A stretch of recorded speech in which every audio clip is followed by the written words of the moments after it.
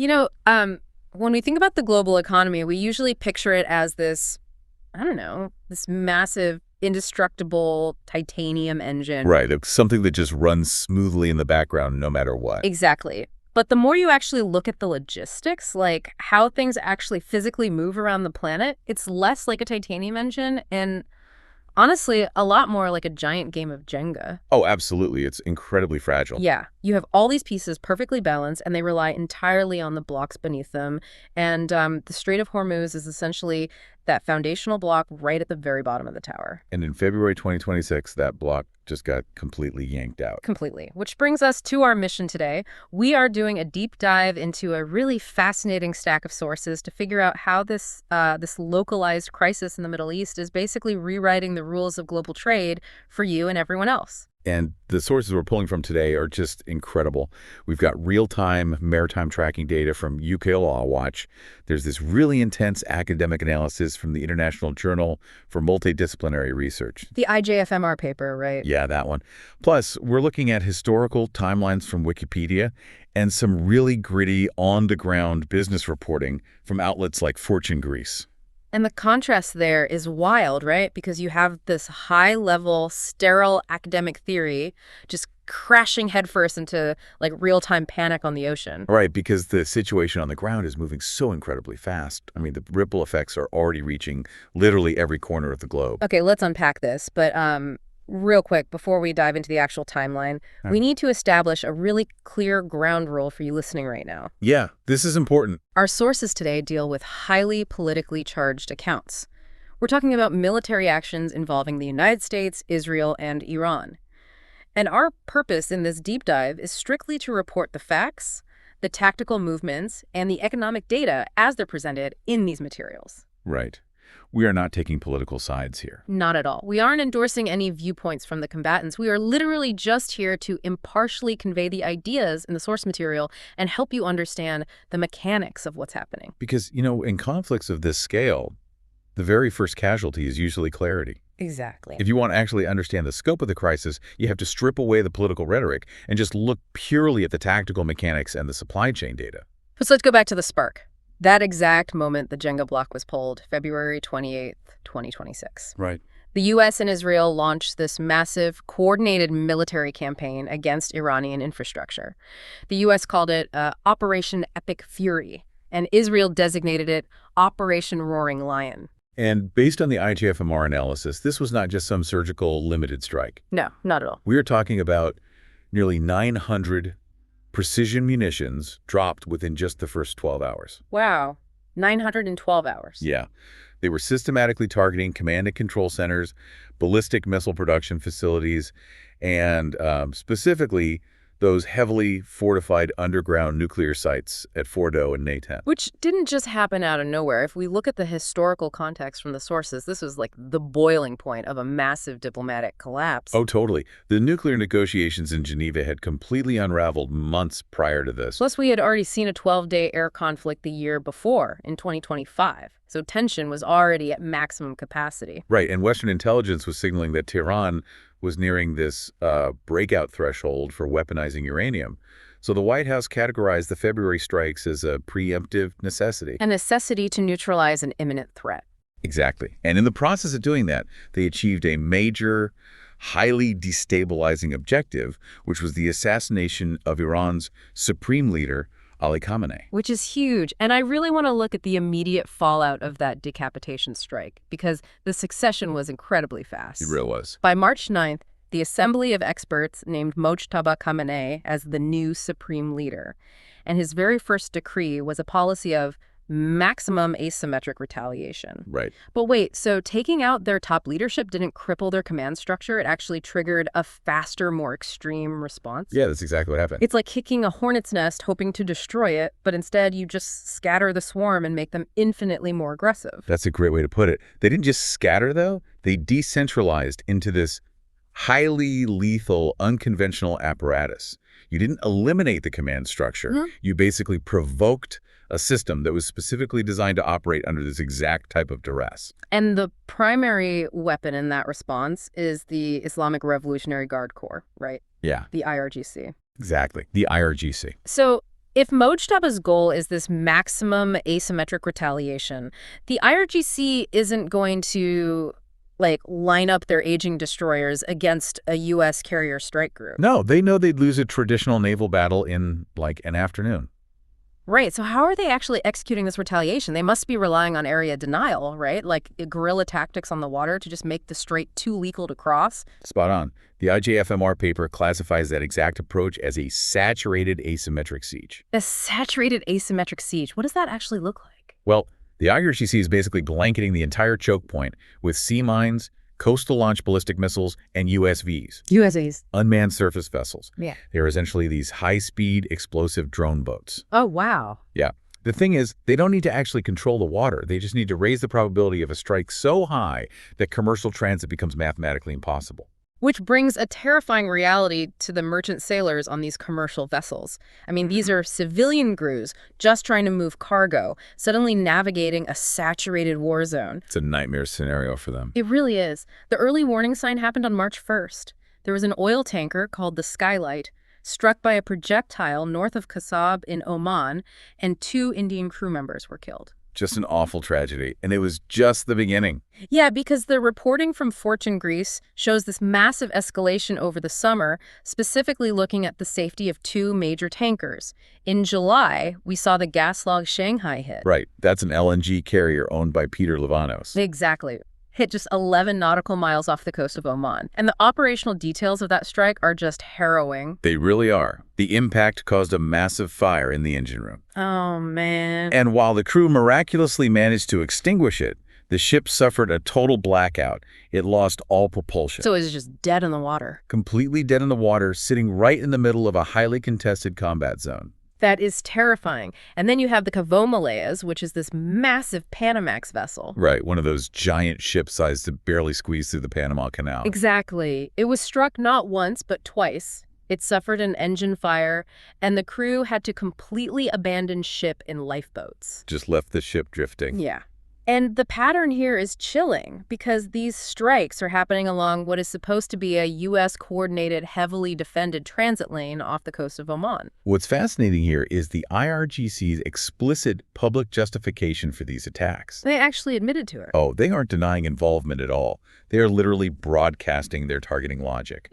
According to the reporting, the IRGC deliberately targeted vessels like the gas log Shanghai, precisely because they were operating under U.S. military escort. Wait, they hit them because they had a U.S. escort? Yes, because they accepted the escort and refused to follow alternative transit routes dictated by Tehran. So the IRGC is essentially establishing a brand new rule of engagement. If you accept U.S. naval protection, you lose your civilian status and become a legitimate military target. That is exactly what they are saying. That completely alters the risk calculation for the entire global shipping industry. You just can't ask a civilian captain to run a gauntlet of explosive drone boats. You can't. And honestly, the financial sector won't let you anyway. Right. The ultimate paralysis of the Strait of Hormuz wasn't actually finalized by a navy. It was finalized by accountants in London. Wow. Okay, explain that. Well, in early March, Lloyd's of London issued an insurance total halt. Meaning they refuse to issue protection and indemnity insurance. Exactly. And in maritime shipping, P&I coverage isn't just about replacing the hull of a ship if it sinks. Right, it covers third-party liabilities too. Exactly. If a missile hits a supertanker and causes a billion-dollar environmental oil spill, the shipping company's liable for that. So without P&I insurance, you literally cannot legally or financially put a ship in the water. Exactly. The financial risk of a single catastrophic loss just became completely unquantifiable. So the straight transition from being physically dangerous to financially uninsurable. So the shipping giants just pulled the plug entirely. We saw major players like Maersk, which forces these massive container ships to take the immense detour around the Cape of Good Hope down to the southern tip of Africa. which adds weeks to a journey and burns astronomical amounts of fuel. And those costs are passed directly onto the consumer. Like if you're wondering why an imported good on Amazon suddenly costs 15% more, you are actively paying for that detour around Africa. Exactly. And for the few desperate ships that do try to brave the strait, they are crossing as ghost ships. Yeah, going completely dark. Right. They turn off their AI's tracking transponders, just vanishing from global radar, and they hug that narrow, high-risk corridor on the Omani side. Which brings up a really important question about the actual status of the strait right now. Because if you listen to the political rhetoric, the narrative completely fractures. Oh, for sure. President Trump has claimed the strait is open and flowing under U.S. protection, while the IRGC insists it is firmly closed until further notice. But maritime tracking data doesn't care about political posturing. No, it doesn't. UK Oil Watch's transit monitors showed traffic dropping by 70% in early March. And at several points, commercial transit flatlined to near zero. Near zero. Yeah. The ghost ships just aren't enough to sustain global trade. So regardless of what politicians claim, the data proves Iran's asymmetric siege is successfully blockading the strait. And when a geographic choke point flatlines like that, the immediate casualty is global supply. I mean, the volume of energy abruptly removed from the global market here is unprecedented in modern history. Let's talk about those numbers, because they're staggering. The blockade trapped 20 million barrels of crude oil per day. 20 million. It's almost hard to wrap your head around. And on top of that, 20% of the world's total supply of liquefied natural gas. Taking 20 million barrels offline daily is roughly 20% of global consumption just vanishing overnight.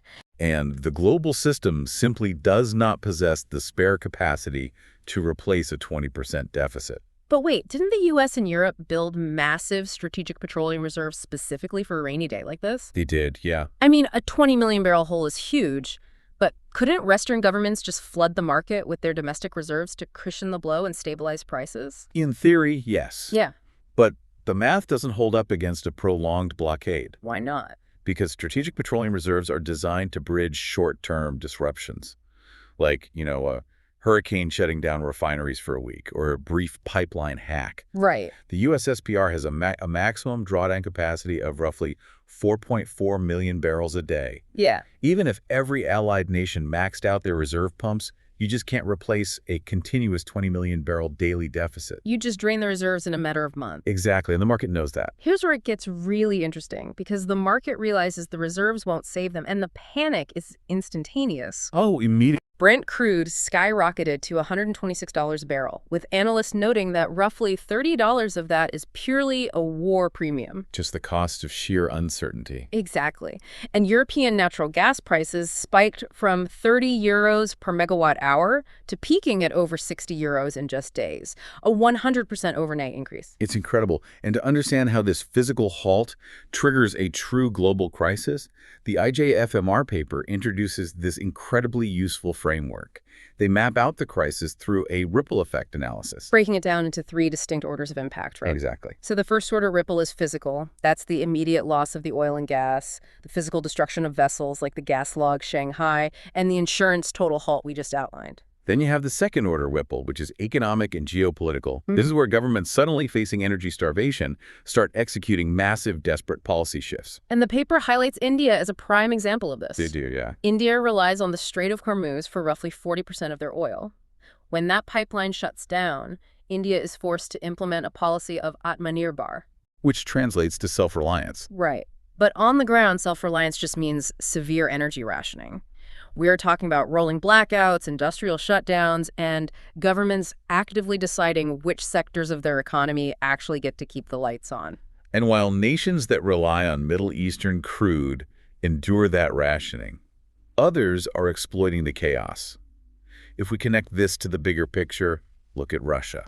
Right, because despite facing immense global sanctions stemming from the Ukraine war, Russia has somehow weaponized this Hormuz shortage. They really have. But how do they actually pull that off with sanctions in place? Like, if the West has embargoed their oil, how is Russia capitalizing on the Hormuz blockade? Well, they utilize a massive shadow fleet. A shadow fleet? Yeah, these are aging, uninsured tankers operating entirely in the gray market. I see. They turn off their tracking transponders, conduct ship-to-ship oil transfers right in the middle of the ocean to obscure where the crude actually came from. And they even utilize heavy icebreakers to reroute Urals crude through the Arctic Northern Sea route.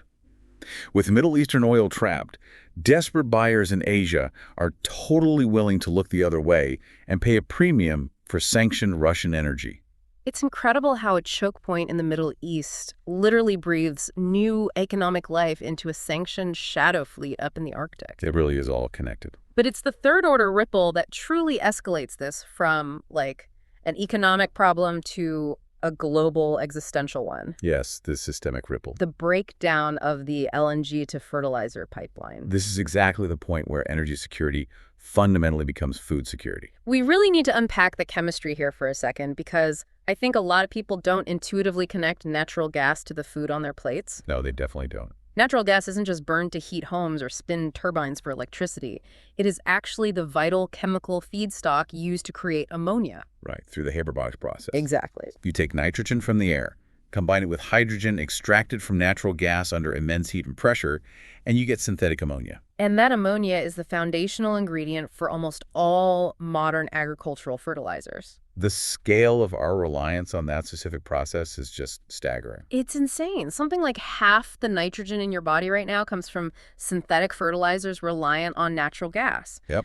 So when 20% of the world's LNG is suddenly trapped behind an IRGC blockade, the production of ammonia plummets. And no LNG means no ammonia. No ammonia means a massive global shortage of fertilizer. And without fertilizer, crop yields don't just dip, they collapse. Completely collapse. The IGFMR paper details how this chemical supply chain failure is creating extreme agricultural volatility right now. Like a blockade in the Middle East literally dictates whether corn grows in Brazil or wheat grows in Africa. Exactly. We're looking at severe food insecurity and skyrocketing grocery costs cascading all across the global south. So, what does this all mean?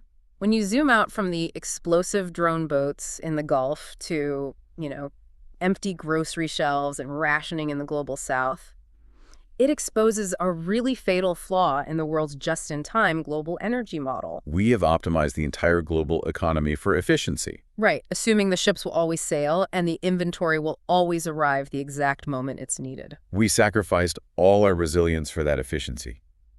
The Hormuz shock basically proves that our global infrastructure has zero structural redundancy. None. A disruption at a single geographic choke point triggers this massive supply chain bullwhip effect. That bullwhip effect is so crucial to understand because a 20% drop in crude supply at the source doesn't just mean a 20% drop at the gas pump. No, it amplifies. Right. As that shortage moves down the chain, refiners panic. They start hoarding crude to ensure they can keep operating. And then wholesalers see the refiners hoarding, so they overorder diesel and gasoline.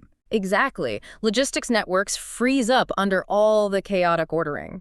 By the time it actually hits the consumer, that initial 20% disruption has amplified into a 40% or 50% shortage of refined products. The panic literally multiplies the actual physical loss. It shatters the whole illusion of energy sovereignty. I mean, a nation might boast about having domestic refineries and strong internal logistics, but if the raw crude has to travel through a contested, uninsurable choke point on the other side of the planet, that sovereignty is a complete illusion.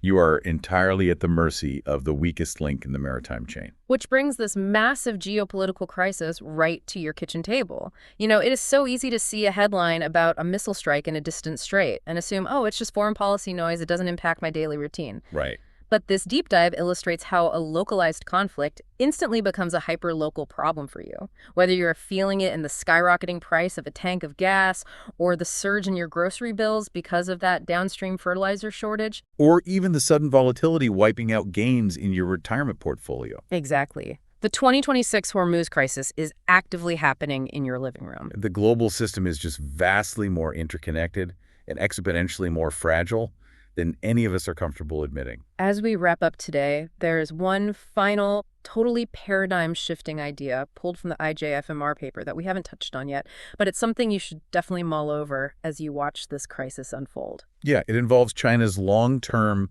strategic reaction to this vulnerability. Right. China is watching this maritime paralysis paralyze global economies, and they are furiously accelerating their efforts to land link their way out of the trap. Land link, like physically bypassing the ocean. Exactly. They're pouring resources into completing the China-Pakistan economic corridor and vastly expanding pipeline networks across Central Asia. Wow. So they are attempting to bypass the unpredictable, uninsurable oceans entirely for their critical energy needs. Yeah, and this raises a massive question for the future of global trade. What's that? Well, even when the Strait of Hormuz eventually reopens, and historically these choke points always do eventually reopen, has this 2026 crisis permanently killed the era of maritime dominance? Oh, wow. Are we witnessing the dawn of a new, great game where superpowers shift their focus away from defending vulnerable sea lanes and instead battle for control over secure Eurasian land routes? That is a massive geopolitical shift to ponder. I mean, for centuries, the ocean was the ultimate, undisputed highway of global dominance. But maybe the future of secure trade has to be built on land. It's definitely something to watch. Thank you for joining us as we unpack this incredible source material. We highly recommend you check out the full tracking data on UK Oil Watch and the deep academic analysis we cited today to see the numbers for yourself. It's absolutely worth the read. Until next time, keep questioning the systems that keep our world running.